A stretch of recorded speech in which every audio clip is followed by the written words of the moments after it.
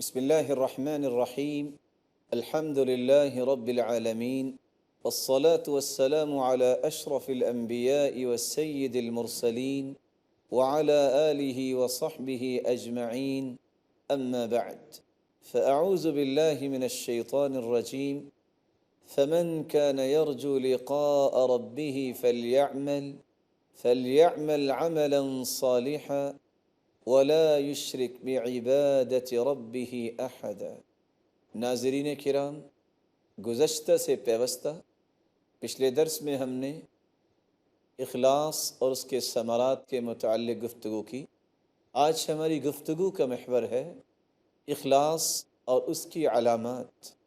انسان جب اپنے قول و عمل کو اللہ کی رضا کے لیے پیش کرتا ہے تو اللہ رب العزت اس کے اعمال کو قبول فرماتے ہیں، اور اللہ کو راضی کرنے سے جو سب سے بڑا فائدہ انسان کو ملتا ہے، من التمس رضا اللہ بسخط الناس رضی اللہ عنہ وارض عنہ الناس۔ جو اللہ کو راضی کرتا ہے، خواہ لوگ ناراض ہو بھی جائیں تو اللہ رب العزت خود تو راضی ہوتے ہیں، اور پوری کائنات کے دل تو اللہ کی دو انگلیوں کے درمیان ہیں۔ اللہ ان دلوں کو بھی پھیر دیتے ہیں اور ان دلوں کو بھی راضی کر دیتے ہیں۔ اللہ رب العزت یقلبها کیف یشاء، ان دلوں کو جیسے چاہتے ہیں پھیر دیتے ہیں، ان دلوں میں بھی اس شخص کی محبت پیدا کر دیتے ہیں جس شخص نے اللہ کی رضا کے لیے ہی کام کیا۔ ومن التمس رضا الناس بسخط اللہ سخط اللہ علیہ وَأَسْخَطَ عَلَيْهِ النَّاسِ، اور جو لوگوں کو راضی کرتا ہے اور اللہ کو ناراض کر بیٹھتا ہے، اللہ رب العزت خود تو ناراض ہوتے ہیں، ان لوگوں کو بھی ناراض کرواتے ہیں جن کی رضا کے لیے اس شخص نے کام کیا۔ اس لیے ہر مسلمان کی ذمہ داری ہے کہ اپنے قول و عمل کو پیش کرتے وقت سوچے، میں یہ بات کیوں کر رہا ہوں، میں یہ عمل کس کے لیے کر رہا ہوں، اور اس عمل سے میرا مقصد کیا ہے، اس قول سے میرا مطلوب و مقصود کیا ہے۔ اگر مطلوب و مقصود اللہ کی رضا ہو تو خوش ہو جائے، یہ اللہ کا پسندیدہ انسان ہے، یہ بڑا بختور ہے۔ اور اگر اس کے دل میں دنیا کی رضامندی، دنیا کے اندر واہ واہ کروانا، دنیا کی شہرت مقصود ہے، اللہ کو راضی کرنا مقصود نہیں، تو فکر کر لے یہ عمل اس کی نجات کے لیے کافی نہیں ہوگا، یہ عمل اس کو خوشیاں نہیں دلائے گا بلکہ اس کے لیے وبال جان بن جائے گا۔ اس لیے علماء نے اخلاص کی مختلف علامات بیان کی ہیں۔ ایک مسلمان اگر یہ چاہتا ہے کہ وہ دیکھے مخلص ہے کہ نہیں، ان علامات کی روشنی میں اپنے آپ کو چیک کر سکتا ہے۔ سب سے پہلی علامت اور نشانی استواء المدح والذم من العامہ۔ جب ایک مسلمان کسی کی تعریف سنتا ہے یا مذمت سنتا ہے اور دونوں چیزیں اس کے سامنے برابر ہیں تو یہ مخلص ہے۔ کوئی شخص اس کی دنیا میں کوئی تعریف کرے یا اس کی مذمت بیان کرے، اگر تعریف سن کر وہ پھولتا نہیں ہے اور مذمت سن کر منہ نہیں بناتا، اپنا منہ نہیں بگاڑتا، تو یہ مخلص ہے۔ اور اگر یہ سمجھے کہ تعریف کرنے والا تو مجھ سے محبت کرتا ہے، اور اصلاح کی خاطر بھی اگر کسی نے کوئی بات کر دی ہے تو سمجھے کہ یہ کرٹیسائز کر رہا ہے، اس کا مطلب یہ ہے کہ اس کے اخلاص میں کمی ہے۔ رسول اللہ صلی اللہ علیہ وسلم نے کس طرح صحابہ کرام کی تربیت فرمائی۔ صحابہ کرام میں سے اگر کسی کی تعریف کی جاتی، توصیف کی جاتی، تو وہ کیا کہتے تھے؟ کان اذا ذکی احد من اصحاب النبی صلی اللہ علیہ وسلم، صحابہ کرام میں سے جب کسی کی تعریف کی جاتی تو وہ یہ کہتا تھا، اللہم لا تؤاخذنی بما یقولون، اے اللہ ان تعریف کرنے والوں کو میں نے نہیں کہا کہ تعریف کریں، اس لیے میرا مواخذہ نہ کرنا۔ وَاجْعَلْنِي خَيْرًا مِمَّا يَظُنُّونَ، اے اللہ ان کا میرے بارے میں کتنا اچھا گمان ہے، مجھے ان کے گمان سے بھی اچھا بنا دے۔ وَاغْفِرْ لِي لِمَا لَا يَعْلَمُونَ، اے میرے مالک تو جانتا ہے میری کمی اور کوتاہی کو، یہ لوگ نہیں جانتے۔ اے اللہ میری وہ کوتاہیاں جو لوگ نہیں جانتے تو جانتا ہے، تو اسے معاف فرما دے۔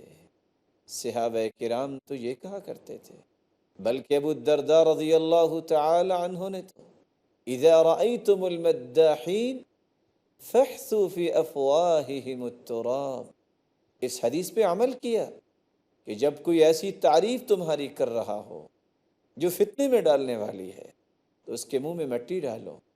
جب ایک شخص ان کی تعریف کر رہا تھا، کہا ذرا رکیے گا میں ابھی آتا ہوں، مٹی لائے اور اس کے منہ میں ڈال دی۔ کہا یہ کیا؟ میں تو آپ کی تعریف کر رہا تھا۔ کہا میں نے کوئی نئی بات تو نہیں کی، میں نے تو رسول اللہ صلی اللہ علیہ وسلم کی اس حدیث کی روشنی میں یہ تصرف کیا ہے۔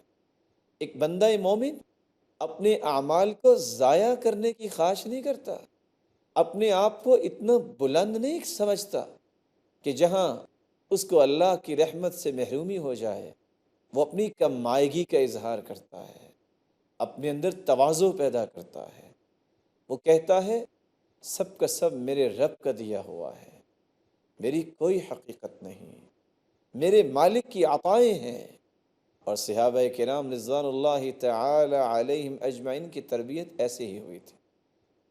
اگر ان کی کوئی مذمت کرتا تو وہ منہ نہیں بناتے تھے، ان کا منہ بگڑ نہیں جاتا تھا، بلکہ عبد الرحمن ابن عوف رضی اللہ تعالی عنہ جب میدان عرفات میں کھڑے، کہنے والے نے کہا بئس الرجل انت، بڑے برے آدمی ہو تم۔ تو اس ہستی نے جواب کیا دیا جن کی تربیت رسول اللہ صلی اللہ علیہ وسلم نے فرمائی تھی؟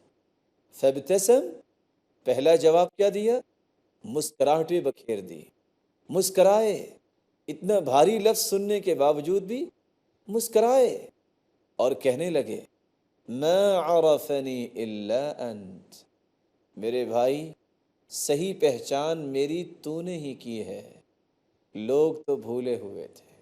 اور حسین ابن علی جب ایک شخص نے ان کے بارے میں بہت کچھ بولا، اس کے گھر چلے گئے، دروازہ کھٹکھٹایا اور کہنے لگے ان کنت صادقا فغفر اللہ لی وان کنت کاذبا فغفر اللہ لک، اے میرے بھائی جو تو نے میرے بارے میں کلمات بولے ہیں اگر تو وہ سچے ہیں اور میرے اندر کمی کوتاہی ہے تو میں بھی دعا کرتا ہوں، تم بھی دعا کرو اللہ مجھے معاف فرما دے۔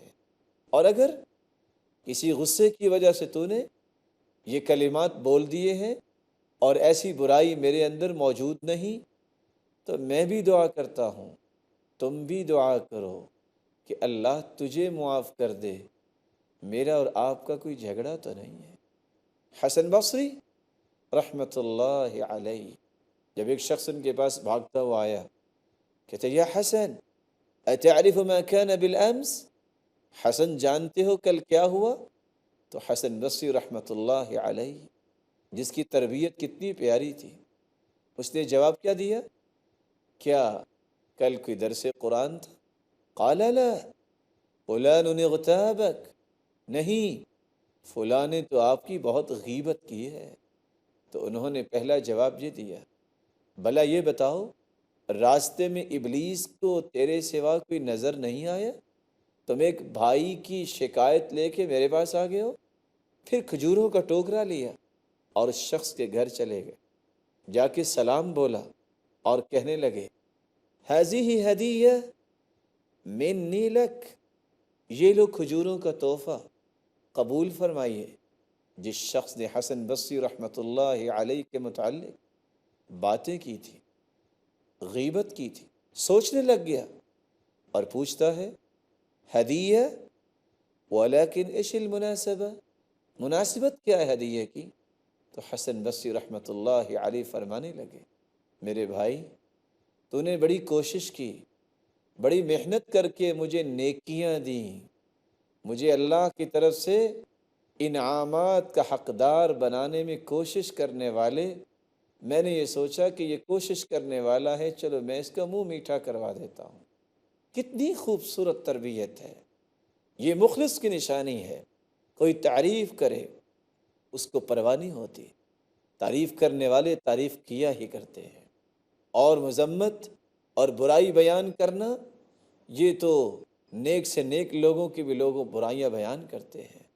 خود اللہ کے رسول صلی اللہ علیہ وسلم سے بڑھ کے تو دنیا میں کوئی متقی پیدا ہی نہیں ہوا، لوگوں نے تو ان کے بارے میں بھی زبان کھولی، لیکن آپ نے اپنا مشن اور منہج نہیں چھوڑا۔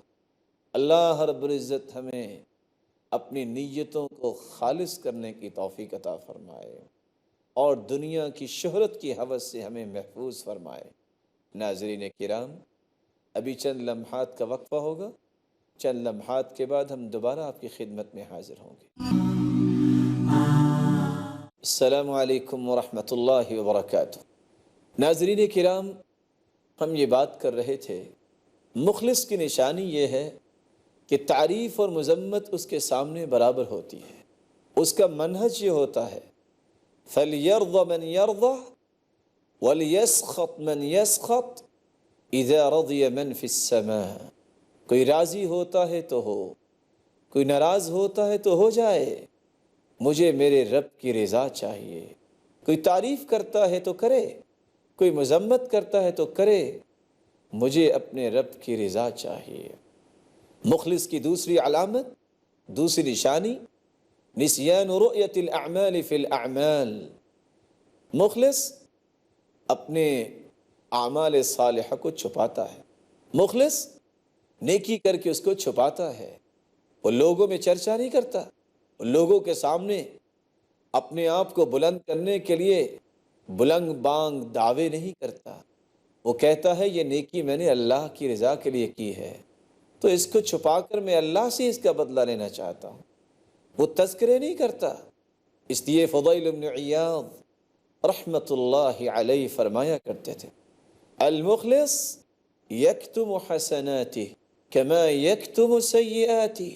مخلص جس طرح اپنی کمی کوتاہی کو چھپاتا ہے، اس طرح اپنی نیکیوں کو بھی چھپاتا ہے۔ وہ جانتا ہے میں ہوں تو انسان، جس طرح میرے رب نے میری کمی کوتاہی پہ اپنی رحمت کی چادر ڈالی ہے، مجھے اپنی نیکیوں کو بھی چھپانا ہے، کہیں یہ ضائع نہ ہو جائے۔ اور اس لیے کہنے والے نے کیا خوب کہا ہے، فَوَاللَّهِ لَوْ عَلِمُوا قَبِيحَ سَرِيرَتِي لَأَبَى السَّلَامَ عَلَيَّ مَنْ يَلْقَانِي وَلَأَعْرَضُوا عَنِّي وَمَلُّوا صُحْبَتِي وَلَبْعَثُ بَعْدَكَ حِينَ يَرَانِي لَكِنْ سَتَرْتَ مَعَايِبِي وَمَخَالِبِي وَحَلُمْتَ عَنْ سَقَطِي وَعَنْ طُغْيَانِي۔ اے میرے مالک، لو علموا قبیح سریرتی، اگر لوگوں کو میری کمی کوتاہیوں کا پتہ چل جائے، میرے باطن کا پتہ چل جائے، تو وہ مجھ سے سلام لینے کی بھی خواہش نہ کریں، مجھ سے اعراض کر لیں اور میری صحبت کو پسند ہی نہ کریں۔ میرے مالک، یہ تیری رحمت کی چادر ہے، تو نے میری ان کوتاہیوں کو چھپایا ہوا ہے، اور یہ تیری رحمت ہی ہے کہ آج لوگوں کی نظر میں اچھا ہوں۔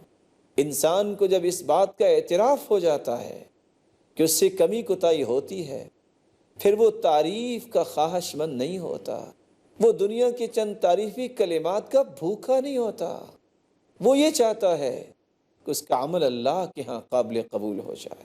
مخلص کی تیسری نشانی، اقتضاء ثواب العمل فی الآخرہ۔ وہ جو عمل کرتا ہے اس کا بدلہ آخرت میں لینے کی خواہش کرتا ہے، وہ دنیا کے اندر اس کے بدلے نہیں چاہتا، وہ یہ نہیں چاہتا کہ یہ نیکی کی ہے اس کا مجھے بدلہ دنیا میں مل جائے، آخرت میں ملے یا نہ ملے۔ وہ اس طرح کے تخیلات کا حامل نہیں ہوتا، بلکہ صحابہ کرام کی تربیت اللہ کے رسول صلی اللہ علیہ وسلم نے ایسے ہی کی تھی۔ عائشہ رضی اللہ تعالی عنہ کے پاس ایک شخص آیا، جاء رجل الى عائشہ فاستطعمها، اور آ کے کھانا طلب کیا، عائشہ رضی اللہ تعالی عنہ نے اس کو کھانا دے دیا۔ جب اس کو کھانا مل گیا تو خوشی سے کہتا ہے جزاک اللہ خیرا، اے مومنوں کی ماں اللہ تجھے جزائے خیر عطا فرمائے۔ مومنوں کی ماں جواب کیا دیتی ہے؟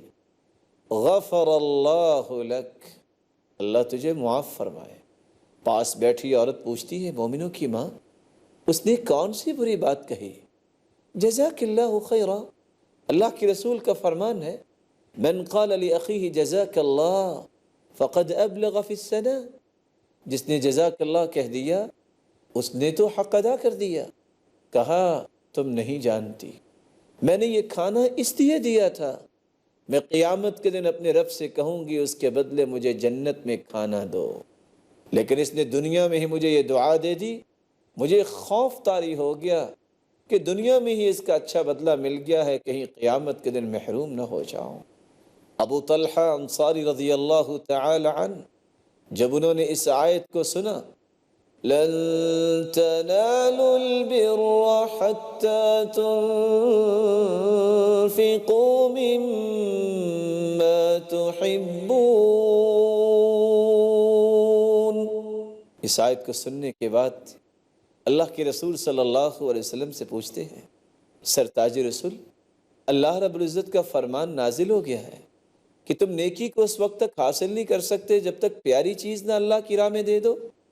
اے سرتاج رسول، یہ بے رحا کا باغ ہی مجھے سب سے پیارا ہے، میں آج کے بعد اس کو اللہ کی راہ میں وقف کرتا ہوں، اور اس لیے نہیں کہ یہ دنیا میں نے اللہ کی راہ میں دیا ہے تو میری دنیا بہتر ہو جائے، جیسا کہ حدیث کے الفاظ ہیں ما نقصت صدقۃ من مال، جو صدقہ کرتا ہے اس کا مال کم نہیں ہوتا بلکہ زیادہ ہوتا ہے۔ اللہ کے رسول صلی اللہ علیہ وسلم ارجو برہا وذخرہا عند اللہ، میں یہ باغ تو دے رہا ہوں لیکن اس کی نیکی اور اس کا ذخیرہ جو ہے میں کل قیامت اللہ سے لینا چاہتا ہوں، دنیا میں اس کا بدلہ نہیں لینا چاہتا۔ ایک مسلمان کو آج سوچنا ہے کہ یہ میری خواہش، یہ تھینکس کے الفاظ سننے کی خواہش اور لوگوں کے تعریفی کلمات کی امید اور انتظار، یہ انسان کے اخلاص میں کہیں کمی نہ کر دے۔ بندہ مومن تو یہ چاہتا ہے رب راضی ہو جائے، کوئی اس کو دنیا میں بدلہ ملے یا نہ ملے وہ آخرت کے لیے کرتا ہے، اور یہ ایک طے شدہ بات ہے جو اللہ رب العزت کی رضا کے لیے کام کرتا ہے اللہ اسے محروم نہیں کرتا۔ ارشاد ربانی ہے ان اللہ لا یضیع اجر من احسن عملا، اللہ کسی کے اچھے عمل کو ضائع نہیں کرتے۔ اللہ کا یہ وعدہ ہے من كان يريد حرث الآخرة نزد له في حرثه، جو آخرت کے لیے اعمال کرتا ہے اللہ اسے دنیا میں بھی محروم نہیں کرتے، آخرت میں تو اللہ نے اس کے لیے انعامات رکھے ہی ہیں۔ اخلاص کی یہ نشانی ہے کہ انسان اپنے عمل کو خالص اللہ کی رضا کے لیے کرے۔ آج دنیا میں اگر کوئی اللہ کے گھر میں معاونت کرتا ہے، کوئی مساعدت کرتا ہے، تو اس کی یہ خواہش نہیں ہونی چاہیے کہ میں نے مسجد کے اندر صفیں بچھائی ہیں، میں نے مسجد میں پنکھے کا انتظام کیا ہے تو میرے مسجد میں قدم رکھتے ہی پوری انتظامیہ کو سلوٹ کرنا چاہیے۔ یہ خواہشات انسان کے اخلاص کے منافی ہے۔ اس لیے ابن حجر اسقلانی رحمۃ اللہ علیہ فتح الباری صحیح بخاری کی شرح میں کیا نقل کرتے ہیں من بنى مسجدا وكتب اسمه عليه كان بريئا من الاخلاص، جو مسجد بناتا ہے اور اپنی شہرت کے لیے اپنا نام لکھتا ہے وہ اخلاص سے بری ہے۔ آج انسانیت کو یہ سوچنا ہے کہ آج وہ کہاں کھڑی ہے، 400 روپے کی اگر وہ گھڑی خرید کے مسجد میں لگاتا ہے تو اس میں بھی نام لکھتا ہے کہ یہ میری طرف سے ہے۔ انسان آخر اتنا سطحی کیوں ہو گیا، اتنا اس کے اندر نچلا پن کیوں آ گیا اس لیے کہ اس کو اللہ کے انعامات یاد نہیں رہے، وہ جنت کے انعامات، لا عین رأت، ایسی نعمتیں اللہ نے جنت میں رکھی ہیں آج تک کسی آنکھ نے ان کا نظارہ ہی نہیں کیا، ولا اذن سمعت، ایسی نعمتیں اللہ نے جنت میں تیار کی ہے کسی کان نے ان کا تذکرہ ہی نہیں سنا، ولا خطر علی قلب بشر، ایسی نعمتیں اللہ نے جنت میں تیار کی ہیں آج تک کسی کے دل میں ان نعمتوں کے بارے میں خیال ہی نہیں آیا۔ اللہ رب العزت ہمیں ایسی ہی نعمتوں کا مستحق بنا دے۔ اخلاص کی چوتھی علامت یہ ہے کہ انسان جب عمل کرے خلوت میں ہو، جلوت میں ہو، اللہ کی رضا کے لیے کرے، اس کی خلوت و جلوت میں کوئی اختلاف نہ ہو۔ اور علی رضی اللہ تعالی عنہ فرمایا کرتے تھے، ینشط اذا مدح بہ، ریاکار کی یہ نشانی ہے جب اس کی تعریف کرتے رہو تو بڑا الرٹ رہتا ہے، ویکسل اذا ذم بہ، اور اگر اس کی مذمت بیان کر دی جائے، خواہ اس کی اصلاح کے لیے کوئی اس کو بات کہہ دی جائے تو اپنے عمل کو چھوڑ دیتا ہے، وہ اپنے عمل کو جاری نہیں رکھتا، وہ اپنے عمل میں سست ہو جاتا ہے کہ لوگ تو مجھے اپریشیٹ ہی نہیں کرتے، لوگ تو میرے ساتھ کوئی بات ہی نہیں کرتے۔ کیا تم نے لوگوں کے لیے کام کرنا ہے یا لوگوں کی اپریشیٹ کی تمہیں خواہش ہے؟ بس خواہش یہ رکھنی چاہیے انسان زمین پہ چل رہا اور اس کے قدموں کی چاپ بلال کی طرح جنت میں سنائی دے۔ یہ عظمت ہے، یہ تعریف ہے جو اللہ رب العزت اپنے فرشتوں کے سامنے کسی بندے کی تعریف کرتے ہیں۔ اس لیے رسول اللہ صلی اللہ علیہ وسلم نے فرمایا تھا ابو بکر صدیق رضی اللہ تعالی عنہ کو، میں تمہیں چند کلمات سکھا دیتا ہوں، یہ کلمات پڑھ لینا، اللہ تمہیں ریاکاری اور شرک سے محفوظ فرمائیں گے۔ فرمایا تم یہ کلمات کہہ دیا کرو، اللہم انی اعوذ بک ان اشرک بک شیئا وانا اعلم واستغفرک لما لا اعلم، اللہم انی اعوذ بک ان اشرک بک شیئا وانا اعلم، اے اللہ میں تیری پناہ میں آتا ہوں کہ میں کسی چیز کو تیرا شریک بناؤں، میں جانتا ہوں یا نہیں جانتا، میرے شعور اور لاشعوری میں بھی کوئی ایسا عمل ہو، اے اللہ میں تیری پناہ میں آتا ہوں، وَأَسْتَغْفِرُكَ لِمَا لَا أَعْلَمُ، اے اللہ میں ان کوتاہیوں سے بھی استغفار کرتا ہوں جو مجھ سے ہو جاتی ہیں لیکن مجھے ان کا شعور نہیں ہوتا۔ میرے اللہ رب العزت سے دعا ہے معلم انسانیت محمد الرسول اللہ صلی اللہ علیہ وسلم جو پوری کائنات سے مخلص انسان ہیں، ان کی رفاقت نصیب فرمائے، اور اللہ رب العزت ہمیں اپنے دیدار کا مستحق بنائے۔ وآخر دعوانا ان الحمد للہ رب العالمین۔